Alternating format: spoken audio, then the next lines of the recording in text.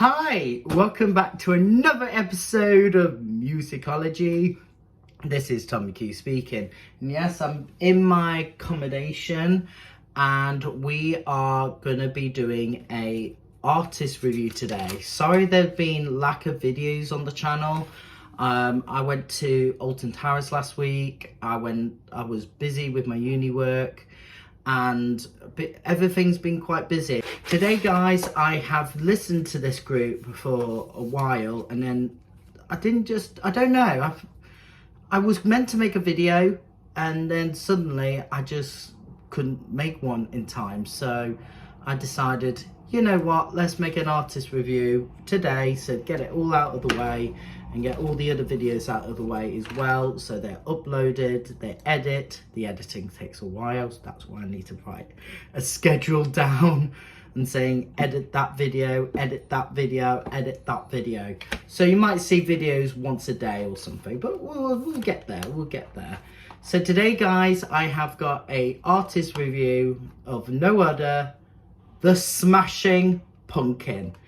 If you don't know who the Smashing Pumpkins are, they have been a great big rock group in the 90s, and I have reviewed all of their albums on here, and we will be doing some review on them. Today guys, here there's discography from 1991, Gish, Salmasa Dream, 1993, Melancholy and the Infant Sadness, 1995, Adore, 1998, Machinal, 2000, Oceana in 2012, not 2022, but 2012, we'll say 2012, Monument of the Algula, 2014, Shining and Also Bright, 2018, and CYR 2020. They have been going around for years and years and years and years. So let's get started on reviewing Quiche. I really like this album. I felt this album really great and really uplifting and everything. It's such a great album to listen to. I really enjoy the moments in there. They really sound very crisp and everything. There's a good compilation of soft and hard rock, which I really like. But the major problem I have with Spotify, they released the deluxe albums, so all the albums they got on their demos or whatever behind the scenes and everything else. It sounds interesting, but I like to hear the other version, like the ones that are being produced. It's just not sound that great for me. That's the problem I have. They're a bit long and I just I was a little bit unsure when I started listening to this Smashing Pumpkins. I was like, do I have time to listen to the whole album or anything else? And then I looked back and there's a on research said, oh, that's how many songs they done. So I've done it that way. But, you know, what a great balance that album is. Then we get to Samasa Dream in 1993. I really love this album. It has all the classics I really enjoy, like Sharab Rock, Disarmed, and Mayo. Well, mayonnaise, really. But I call it Mayo on my notes.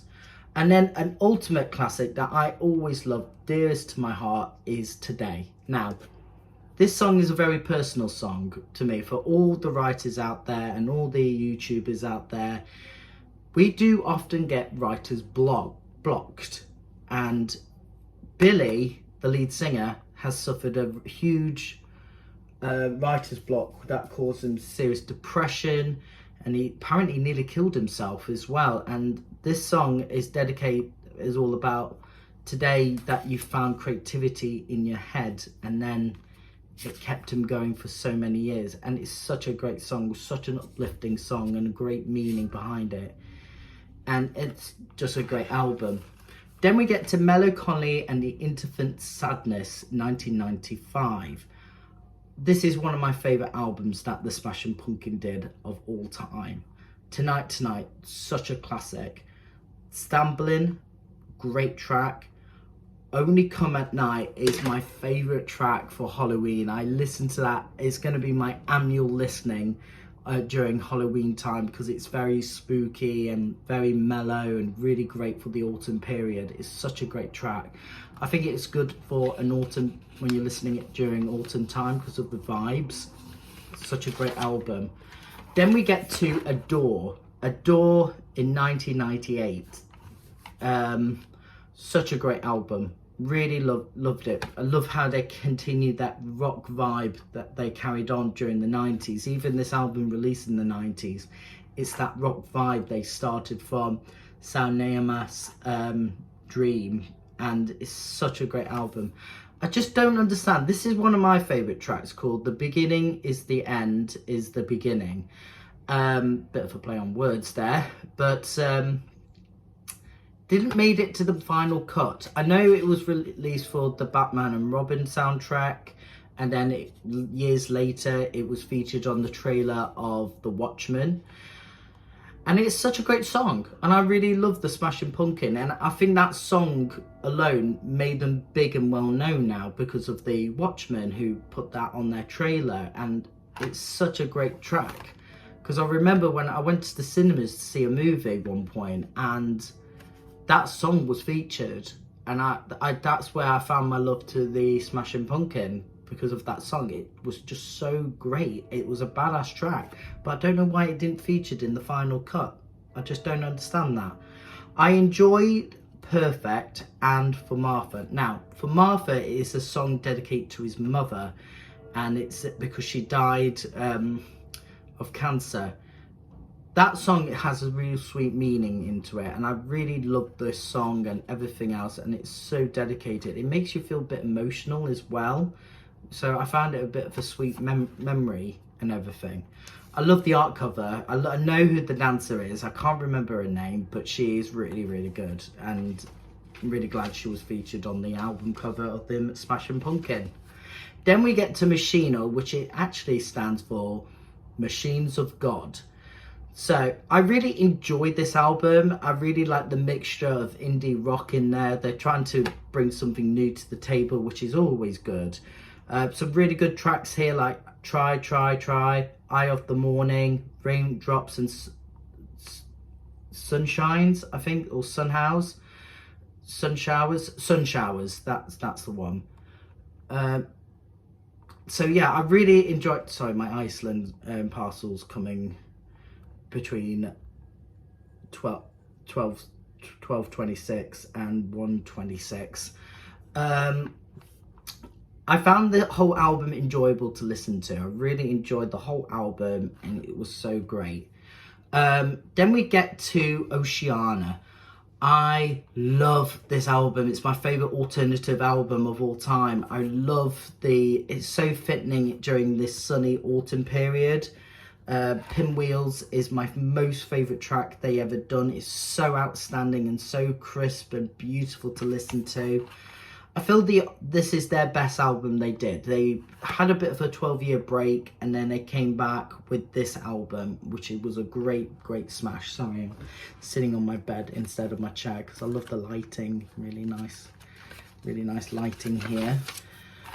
Then we get to Monuments to the Ogre.